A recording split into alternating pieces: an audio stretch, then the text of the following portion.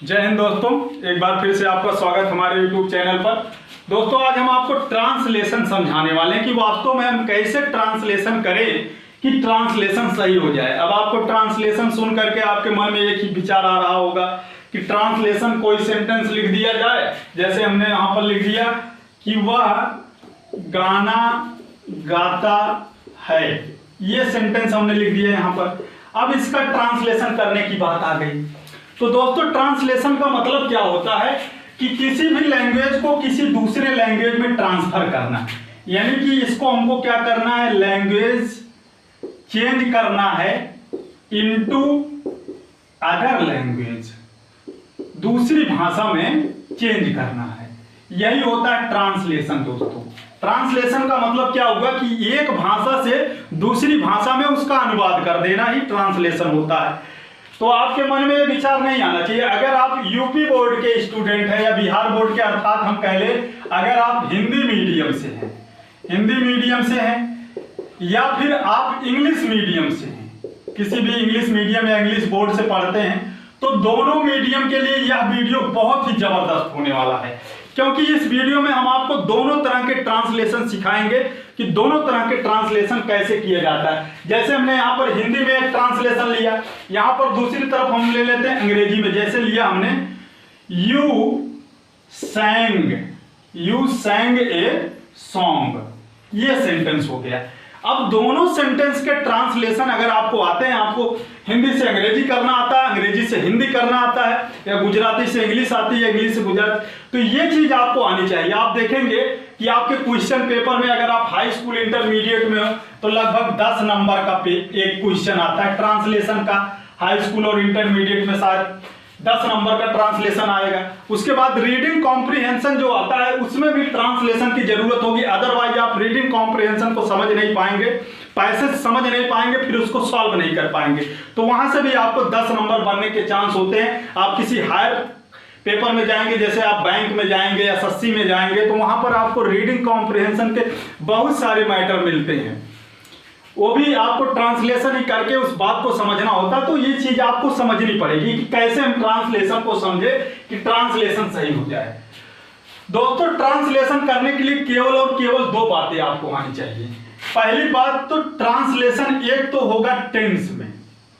पहला क्या होगा, ट्रांसलेशन हमारा एक तो टेंस में हो सकता है, दूसरा हमारा ट्रांसलेशन किस में हो सकता है, दूसरा हमारा ट्रांसलेशन हो सकता है सेंटेंस में। सेंटेंस में, अब सेंटेंस में से कौन सा टेंस होता है जो सेंटेंस को फॉलो करता है, ये चीज आपको समझ में आनी चाहिए। कहने का मतलब, अगर आप सेंटेंस को देखेंगे तो सेंटेंस में 2 तरह के सेंटेंस बनेंगे। एक सेंटेंस वह बनेगा जिसमें कोई मेन वर्ब होगा, यानी कि मुख्य क्रिया होगी। एक सेंटेंस वह बनेगा जिसमें कोई मेन वर्ब यानी कि मुख्य क्रिया नहीं होगी। केवल और केवल 2 ही तरह के सेंटेंस बनेंगे दोस्तों। एक तो होगा जिसमें कोई मेन वर्ब अप्लाई होगा, और दूसरा होगा जिसमें कोई भी मेन वर्ब अप्लाई नहीं होगा। एग्जांपल हम देख सकते हैं, जैसे हमने लिखा कि वह गाना गाता है, इसी के विपरीत में दूसरा सेंटेंस हमने लिख लिया कि वह एक गायक है।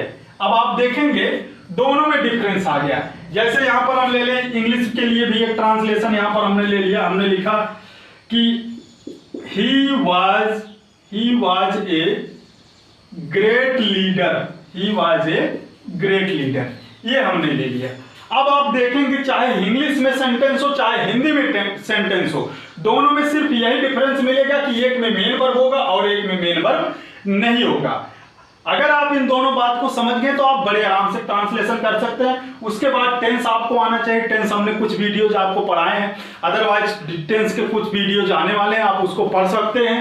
तो आप यहाँ पर देख सकते हैं, जैसे हमने यहाँ पर लिखा वह गाना गाता, तो यहाँ पर ही हो गया, ही के बाद सिंग लिखेंगे। यहाँ पर ही सिंगुलर है तो इस सिंग को भी सिंगुलर बनाएंगे, इसमें यस अथवा यस लगाएंगे। लास्ट में जी हमारा प्लूरल है तो यहाँ पर हम क्या लगा देंगे, सॉरी प्लूरल कह रहे हैं, इसको भी हम प्लूरल सिंगुलर बना देंगे। और यह हो गया सिंग्स, ही सिंग्स क्या गाता है, सॉन्ग, वह गाना गाता है। यहां पर आप देखेंगे ही sang ए सॉन्ग, यहाँ पर सेकंड फॉर्म लगा हुआ, और सेकंड फॉर्म आप जानते हैं कहाँ होता है, पास्ट इंडेफिनिट के सेंस में होता है। तो अगर आप इसका करेंगे तुमने गाना गाया, एक तो आप इसका हिंदी में ट्रांसलेशन ऐसे कर सकते हैं, अभी पास्ट इंडेफिनिट में चला गया।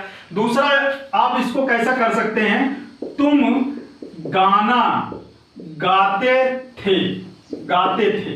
इस तरह से इसी इंग्लिश के एक सेंटेंस का आप दो तरह से हिंदी में ट्रांसलेशन कर सकते हैं। अब ये दोनों बातों को लेकर के आपको कंफ्यूजन नहीं होना चाहिए कि तुमने गाना गाया और तुम गाना गाते थे, दोनों बात एक है। अगर आपको सेंस ऑफ ह्यूमर है, आपको आर्गुमेंट करना आता, आपको भाव की समझ है, तो आपको ये बात समझनी चाहिए कि तुमने गाना गाया ये भी पास्ट की बात है, और तुम गाना गाते थे ये भी पास्ट की बात है। इसीलिए इस सेंटेंस के लिए दोनों के दोनों ट्रांसलेशन क्या हो जाएंगे, सही हो जाएंगे। यहां पर हम नेक्स्ट देख लें, जैसे हमने लिखा हुआ है एक गायक है, तो ही इज ए सिंगर। कैसे हो गया, ये चीज आपको टेंस में समझनी है। कैसे हो गया, ये चीज आपको टेंस में समझनी है। अगर आप देखें, मैं आपको क्लियरली बताना चाहूं पूरी तरह से कंफ्यूज ना करके, तो सेंटेंस आपने देखा होगा कितने तरह के सेंटेंस होते हैं, 5 तरह के सेंटेंस होंगे। पहला होगा कौन, असर्टिव सेंटेंस। दूसरा कौन होगा, इंपरेटिव सेंटेंस, इंपरेटिव। तीसरा कौन होगा, ऑप्टेटिव सेंटेंस। चौथा कौन होगा, इंट्रोगेटिव सेंटेंस, इंट्रोगेटिव सेंटेंस। और पांचवा कौन होगा, एक्सक्लामेटरी सेंटेंस, एक्सक्लामेटरी सेंटेंस। इस तरह से 5 सेंटेंस होंगे दोस्तों। अब इन पांचों सेंटेंस में से कहां पर टेंस का यूज किया जाता है, आप अगर असर्टिव सेंटेंस को देखेंगे तो इसमें टेंस का यूज किया जाता है, पूरी तरह से इसमें टेंस का यूज किया जाता है। इंपरेटिव सेंटेंस में जाएंगे तो इसमें बिल्कुल नहीं यूज किया जाता है, इसमें टेंस का यूज नहीं। आपने सुना होगा इंग्लिश वाले कहते हैं कि अंग्रेजी लोग जो इंग्लिश बोलते हैं डायरेक्ट बोलते हैं। अरे बच्चे, डायरेक्ट नहीं बोलते। डायरेक्ट बोलने का मतलब आप इंपरेटिव सेंटेंस को डायरेक्ट बोल सकते हो, सारे सेंटेंस आप डायरेक्ट नहीं बोल सकते। उसके लिए आपको ग्रामर और ग्रामर के सभी नियम फॉलो करने होंगे, अदरवाइज आप क्वेश्चन गलत कर जाएंगे। ऑप्टेटिव की अगर बात करें तो इसमें भी टेंस का यूज होता है, टेंस का और मॉडल का भी यूज होता है। इसमें अधिकतर आप ऑप्टेटिव सेंटेंस में देखेंगे तो मॉडल का यूज होता है। इंट्रोगेटिव में आप देखेंगे तो इसमें भी टेंस का यूज होता है, और एक्सक्लामेटरी में देखेंगे तो इसमें भी टेंस का यूज होता है। तो आपने देखा 5 सेंटेंस में से 4 सेंटेंस में टेंस का यूज होता है, तो आपको टेंस आना चाहिए ट्रांसलेशन के लिए। पहली बात, एक सेंटेंस ऐसा होता है जिसमें टेंस का यूज नहीं होता है, जहां पर हम इसकी शुरुआत हम कैसे करते हैं, इसमें तो एक हम लेट का यूज करते हैं, दूसरा हम वर्ब के फर्स्ट फॉर्म का यूज करते हैं, तीसरा हम प्लीज का यूज करते हैं। इन 3 चीजों का यूज करके इंपरेटिव सेंटेंस को, जैसे प्लीज गिव मी ए गिलास ऑफ वाटर, जैसे गो एंड किल हिम, यहाँ पर हम let us play, let us dance, let us go, let us read, इस तरह से तमाम तरह के वर्ड बोले जाते हैं दोस्तों। तो ये चीज आपको ट्रांसलेशन में आनी चाहिए। हमने आपको ट्रांसलेशन का भाव समझाया है कि ट्रांसलेशन में आपको क्या क्या आना चाहिए ताकि आप क्वेश्चनों को सही कर सके। आपको 2 बातें आनी चाहिए, एक तो हिंदी से इंग्लिश आनी चाहिए या इंग्लिश से हिंदी आनी चाहिए। दूसरी चीज आपको यह देखना होगा कि सेंटेंस में हमारा सेंटेंस मेन वर्ब है कि विदाउट मेन वर्ब है, ये चीज आपको ध्यान देनी होगी। अगर आप 2 चीजें समझ गए और आपको टेंस आता है तो इंग्लिश सीखना, ट्रांसलेशन करना और इंग्लिश पढ़ना, सारी चीजें आपके लिए बहुत ही ज्यादा आसान हो जाएंगी। आपको सीखने में महीने भी नहीं लगे। आपकी किताब आती है ना 30 दिन में इंग्लिश सीखे, 30 दिन में स्पीकिंग कोर्स की किताब आती है ना, तो ऐसा कुछ नहीं, वो किताबें आपको 30 दिन में इंग्लिश नहीं सिखा सकती हैं। उन किताबों में ऐसा कुछ है ही नहीं कि वो किताबें आपको इंग्लिश सिखा सके 30 दिन में। अगर आपको सही सीखना है, इसको कंपटीशन लेवल तक ले जाना है, तो आपको इस पर मेहनत करनी पड़ेगी। इसके एक एक पॉइंट को समझना होगा, एक एक इसके आर्गुमेंट, यानी कि जितने इसमें वाद विवाद है, जितने एक्सेप्शन है, जितने रूल है, सारी चीजों को समझना होगा, तब आप ट्रांसलेशन को समझ पाएंगे। दोस्तों, अगर आप ट्रांसलेशन बेहतरीन सीखना चाहते हो, हमारे चैनल को सब्सक्राइब कीजिए, लाइक कीजिए, शेयर कीजिए, कमेंट कीजिए। अगर आपको कोई डाउट्स है तो आप अपने क्वेश्चन को हमारे कमेंट बॉक्स में लिखिए। दोस्तों, नेक्स्ट वीडियो में ट्रांसलेशन के हम आपसे फिर मिलेंगे। बहुत बहुत धन्यवाद।